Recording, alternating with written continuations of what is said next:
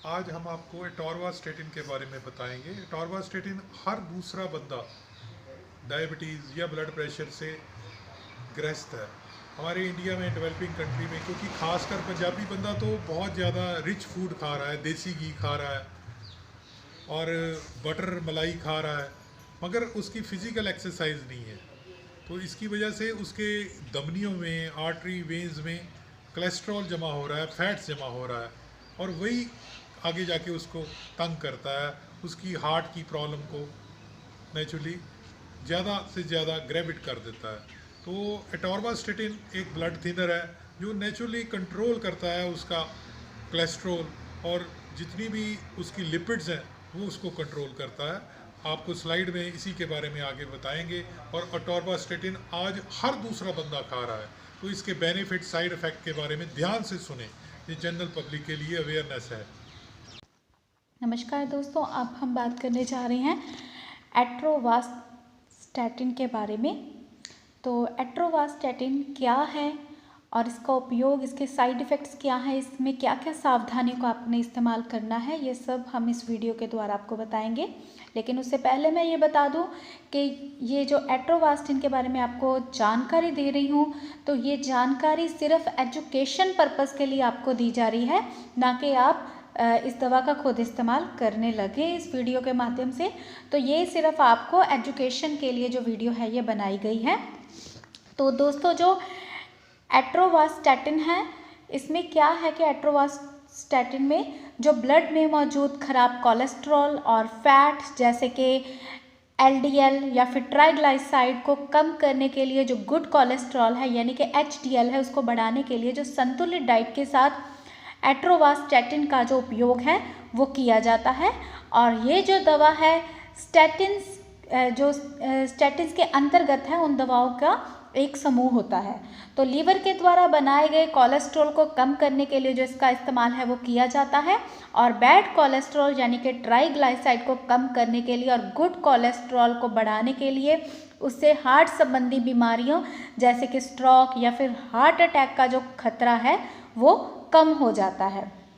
तो अगर आप प्रॉपर डाइट के साथ, जैसे कम कोलेस्ट्रॉल और कम फैट वाले डाइट को लेने के साथ अपने लाइफस्टाइल में बदलाव करते हैं, जैसे कि एक्सरसाइज करना, वज़न कम करना और स्मोकिंग बंद करना, तो ये दवा ठीक से काम करती है। आइए अब जानते हैं इसके यूजेस के बारे में। तो डॉक्टर के निर्देश के मुताबिक, जैसे निर्देश किया गया है डॉक्टर ने, वह उसके मुताबिक ही आपको एक बार खाने के साथ या फिर बिना खाए आप इस दवा का जो इस्तेमाल है वो कर सकते हैं। और इस दवा की जो खुराक है वो आपकी स्वास्थ्य स्थिति, उम्र और दूसरी दवाइयाँ जो आप ले रहे हैं उस पर निर्भर होती है।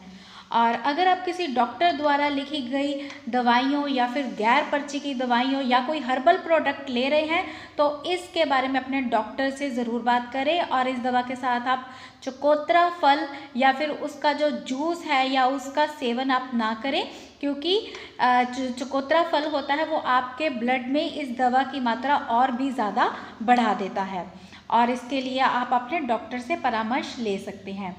तो दोस्तों, इस दवा को, जो ये दवाइयाँ हैं, लेने से 1 घंटा पहले या फिर दवाइयाँ लेने के 4 घंटे बाद, क्योंकि ये दवाइयाँ जो होती हैं, अगर आप कोलेस्ट्रॉल को कम करने के लिए दवा ले रहे हैं, जैसे कि बाइल एसिड बाइंडिंग रेजिन या फिर जो जो एट्रोवास्टिन है, स्थिति में आप इन दवाओं को लेने से 1 घंटा पहले या फिर इन दवाओं को लेने के 4 घंटे बाद जो है इसका सेवन करें। और इसके साथ ही दोस्तों, इस दवा के जो फ़ायदे हैं उसको लेने के लिए आप इसे लगातार लेते रहें, यानी कि इस दवा को आपने लगातार लेना है और रोज़ाना लेना है। एक ही समय पर आपको इस दवा को लेना होता है, और अगर आप अच्छा भी महसूस कर रहे हैं तब भी आपको ये दवा जो है वो लेनी होती है। और ऐसा बहुत से लोगों में जिनका कोलेस्ट्रॉल या फिर ट्राइग्लाइसाइड बढ़ा हुआ है, लेकिन वो अपने आप को बीमार महसूस नहीं करते हैं। तो ये बहुत ज़रूरी है कि आप अपने डाइट और एक्सरसाइज के साथ साथ अपने डॉक्टर की सलाह को भी लगातार फॉलो करें। तो दोस्तों, कभी भी आपको जो इसको स्टोर है वो कैसे करना है इसके बारे में जानते हैं। तो कभी भी आपको इसको नमी वाले कमरे में नहीं रखना, आपको इसको सूखी जगह पर या जहाँ पर ज़्यादा पानी ना हो वैसी जगह पर आपको इसे स्टोर करना है, जैसे कि बाथरूम है या ठंडी जगह है वहाँ पर आपको इसे नहीं रखना है। और कभी भी आपको इसे जो पैकेज होता है अगर वो एक्सपायर हो चुका है तो उस एक्सपायर हो चुकी का दवाई का जो इस्तेमाल है आपने नहीं करना है, उसे नष्ट कर दें या फिर उसे टॉयलेट या नाली में भी ना फेंके, उसे नष्ट कर दीजिए। या फिर इसके लिए आप अपने किसी फार्मासिस्ट से भी जो है संपर्क वो कर सकते हैं, और जानवरों और बच्चों से की पहुंच से इस दवा को आप दूर ही रखिए तो बेहतर है। और अगर आप इसका इस्तेमाल करने वाले हैं तो आपको क्या क्या पता होना चाहिए। अगर आप प्रेग्नेंट हैं या फिर आप ब्रेस्ट फीडिंग करवा रहे हैं तो ऐसा इसलिए क्योंकि जब आपने बच्चों को फीडिंग करवानी होती है तो जो दवा का असर है वो भी बच्चे में जाता है। तो डॉक्टर के निर्देश के अनुसार, जैसे कि आपको डॉक्टर ने बताया है, अगर आप ब्रेस्ट फीडिंग करवा रहे हैं या फिर अगर आप प्रेग्नेंट हैं तो आप इस दवा का इस्तेमाल डॉक्टर की सलाह के हिसाब से ही करें। और अगर आप कोई इसके अलावा अगर आप कोई दूसरी दवा ले रहे हैं तो इसके तहत आप अपने डॉक्टर के द्वारा जो लिखी गई दवाई है या बिना पर्ची की जो दवाई है, या फिर इसके अलावा अगर आप कोई प्रोडक्ट या हर्बल प्रोडक्ट या कोई हर्बल दवा भी ले रहे हैं तो उसके बारे में आप अपने डॉक्टर से ज़रूर बात करें। और अगर आपको एट्रोवास्टैटिन के मौजूद सक्रिय या फिर निष्क्रिय सामग्री के साथ कोई एलर्जी हो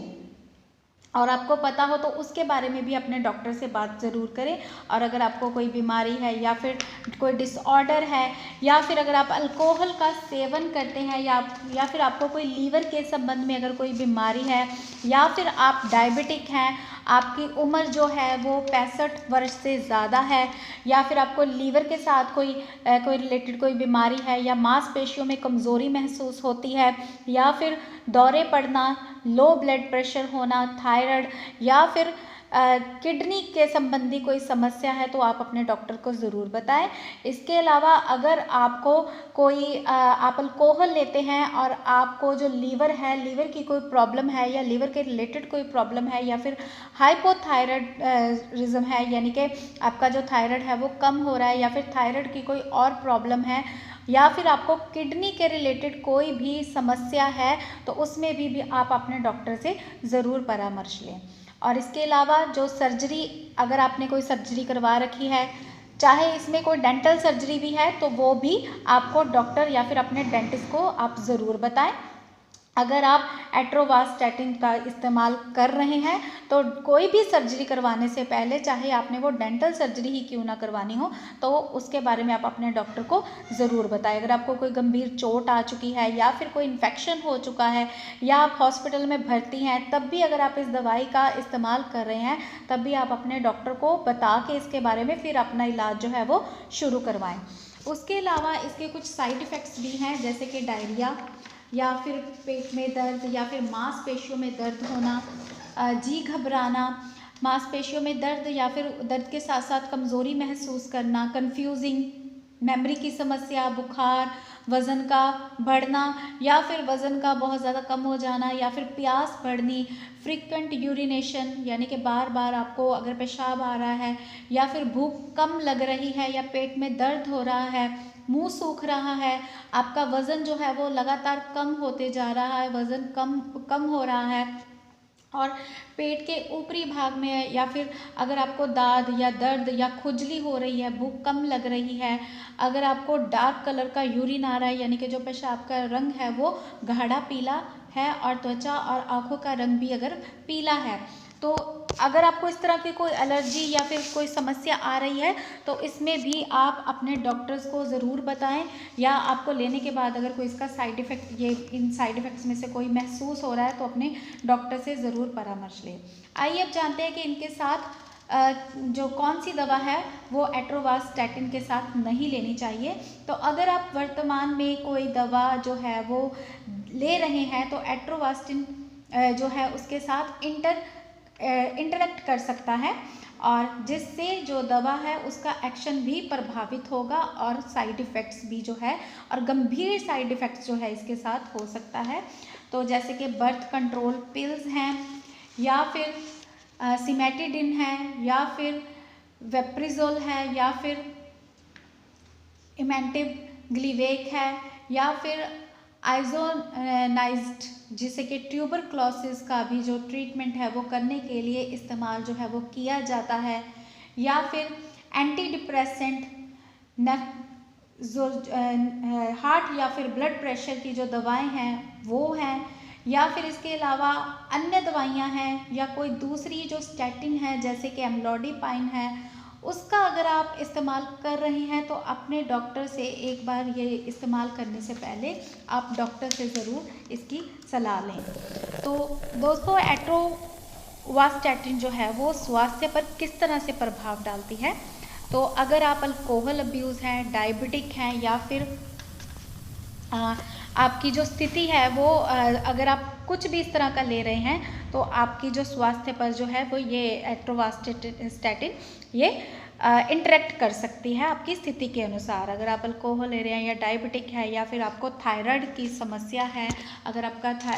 हाइपोथायराइडिज्म है, या फिर आपको कोई लीवर की बीमारी है, या फिर इसके सेवन के साथ अगर आपको कोई साइड इफ़ेक्ट हो रहा है, या फिर दौरे पड़ने की समस्या है, या फिर कोई एंडोक्राइन डिसऑर्डर है, या हाइपोटेंशन है यानी कि ब्लड प्रेशर जो है वो कम हो रहा है, या फिर कोई मेटाबॉलिक डिसऑर्डर है, तो ऐसे मरीज़ जिन्हें लीवर एंजाइम बढ़ रहा हो, या स्ट्रोक हो, या फिर किडनी के रिलेटेड कोई प्रॉब्लम हो, तो उन केसेस में डॉक्टर की सलाह ज़रूर लें और डॉक्टर की परामर्श से ही आपको जो मेडिकेशन है उसका इस्तेमाल जो है वो करना चाहिए। आइए अब जानते हैं इसके टैबलेट्स के विषय के बारे में कि जो इसकी टैबलेट्स हैं वो कैसे उपलब्ध हैं। तो जो इसकी खुराक है वो 10 mg, 20 mg, 40 mg और 80 mg में उपलब्ध हैं, और ये ओरली जो है इनका सेवन किया जाता है। तो एमरजेंसी या फिर ओवरडोज की स्थिति में आप अपने लोकल एमरजेंसी जो सेवाएं हैं उनसे संपर्क कीजिए, और फिर जो एमरजेंसी वार्ड है उसमें आप मरीज़ को लेके जाएं। तो अगर खुराक लेना भूल जाए तो हमें क्या करना चाहिए, तो अगर आप इसकी कोई खुराक लेना भूल गए हैं तो याद आने पर आप जल्द से जल्द इसकी जो खुराक है वो ले लें। हालांकि अगर इसके कुछ ही समय बाद आपको अपनी अगली खुराक लेनी हो तो इसे ना लें, तो और नियमित जो खुराक है उसके अनुसार ही आप इसका सेवन करें, और कभी भी इसके डबल खुराक ना लें, यानी कि आप आज भूल गए हैं तो कल आप सोचें कि मैं इसकी डबल खुराक ले लूँगा, या कल आप भूल चुके हैं तो आज आप इसकी अगर डबल खुराक कभी भी ना लें। तो दोस्तों, अगर आप CMSCD करना चाहते हैं जो कि फर्स्ट एड कोर्स है, उसमें सर्टिफाई होना चाहते हैं, या फिर BEMS करना चाहते हैं, या नैनी कोर्स करना चाहते हैं, या फिर आप नेचुरोपैथी कोर्स जो है वो करना चाहते हैं, तो आप हमारे दिए गए व्हाट्सएप नंबर पर सिर्फ हमसे व्हाट्सएप पर ही संपर्क करें। हमारा व्हाट्सएप नंबर है 9872468540 और दूसरा नंबर है 9592649009। तो दोस्तों, अगर वीडियो अच्छा लगा हो तो वीडियो को लाइक करें, शेयर करें और हमारे चैनल को सब्सक्राइब ज़रूर करें। धन्यवाद।